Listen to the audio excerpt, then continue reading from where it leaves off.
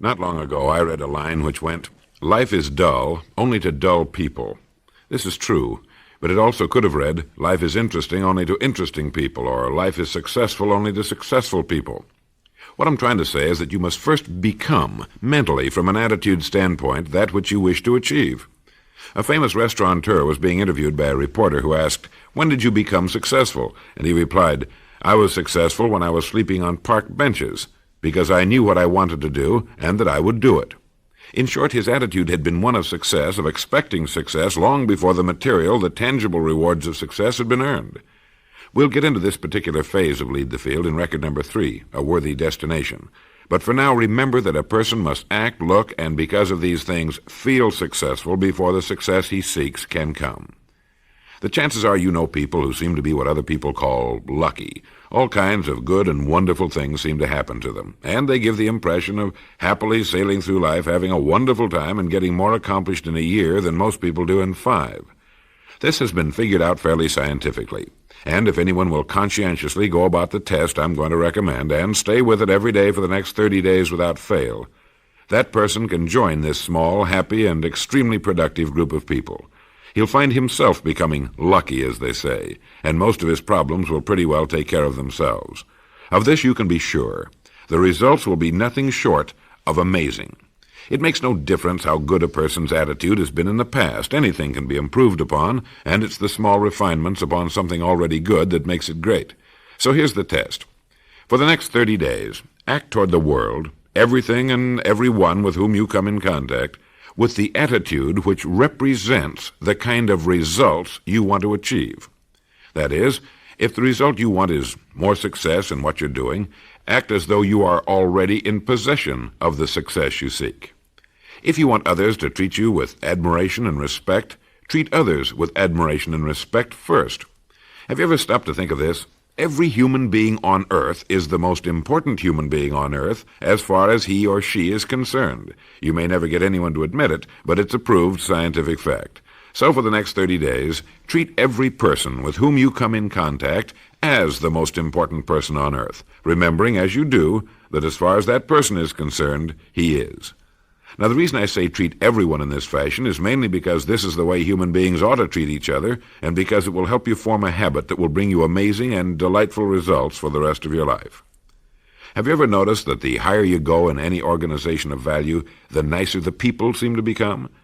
You see, the bigger the person, the easier it is to talk to him, to get along with him, and do business with him. Do you know why? It's because he's got a good attitude, and people with the best attitudes just naturally gravitate toward the top.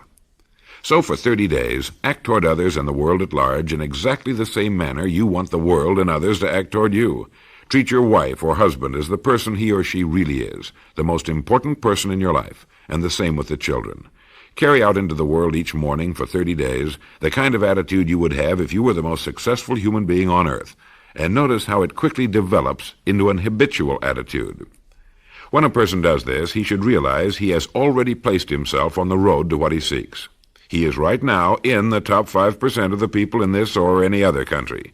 He has prepared the ground and planted the seed. He has made of himself a magnet, an embodiment of that which he seeks. The person who takes this attitude should realize that he is using one of the most important secrets of the really great men and women of the world. He will be daily practicing one of the really great rules of life I mentioned in the introductory record, a rule which has made the world's most successful people and has built the world's greatest businesses. Before steel can be cast into a desired shape, the mold, the expectant receptacle, must first be fashioned. Before a building can be erected, the excavation must be made and the foundation laid.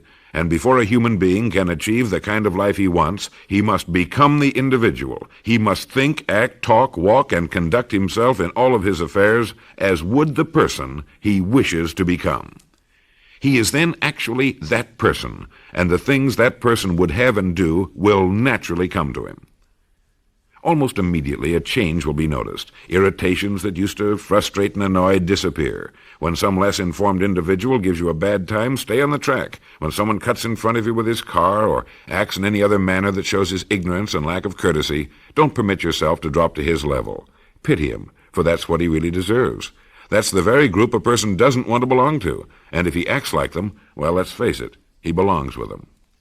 There's nothing in the world that men, women, and children want and need more than the feeling that they're important, that they're needed and respected. They'll give their love, their affection, their respect, and their business to the person who fills this need. So the magic word is attitude.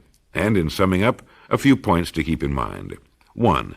It is our attitude at the beginning of a task which, more than anything else, will affect its successful outcome. 2. It is our attitude toward life which determines life's attitude toward us. 3. We are interdependent. It is impossible to succeed without others. And it is our attitude toward others which will determine their attitude toward us. 4. The top 5% of the people look successful, act successful, expect success, and are successful. 5. The higher you go in any organization of value, the better will be the attitudes you'll find. 6. Your mind can hold only one thought at a time, and since there's nothing at all to be gained by being negative, be positive. 7. The deepest craving of human beings is to be needed, to feel important, to be appreciated. Give it to them, and they'll return it to you. 8. Look for the best in new ideas. As someone said, I've never met a person I couldn't learn something from. 9. Don't waste valuable time discussing personal problems. It probably won't help you. It cannot help them. 10. Don't talk about your health unless it's good. 11.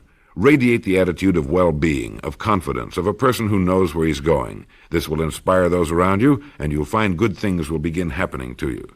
And lastly, for the next 30 days, treat everyone with whom you come in contact as the most important person on earth. If you'll do this for 30 days, you'll do it for the rest of your life. In the next recording, I'll talk to you about greener pastures. But now in closing, remember the words of Walter Dill Scott of Northwestern University. Success or failure in any undertaking is caused more by the mental attitude even than by mental capacities. Thank you.